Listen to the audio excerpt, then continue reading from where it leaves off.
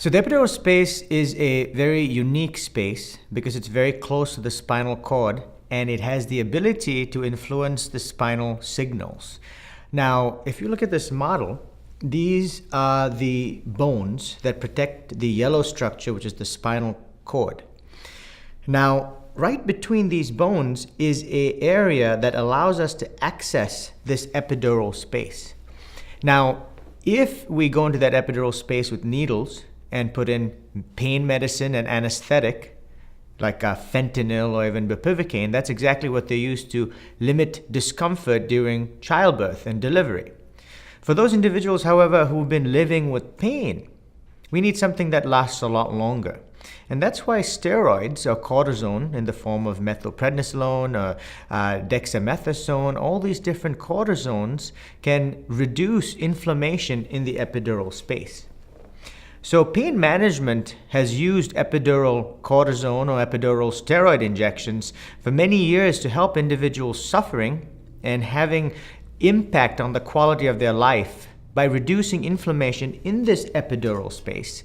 And these injections are known as epidural steroid injections.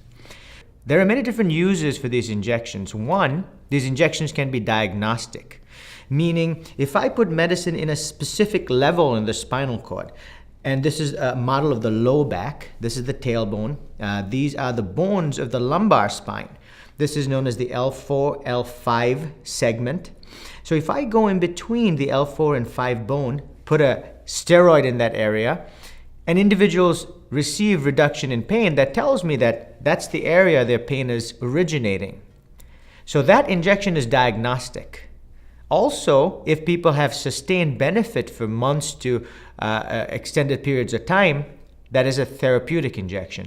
So epidural steroid injections are diagnostic because they help us figure out the location of pain, and also therapeutic because it alleviates pain.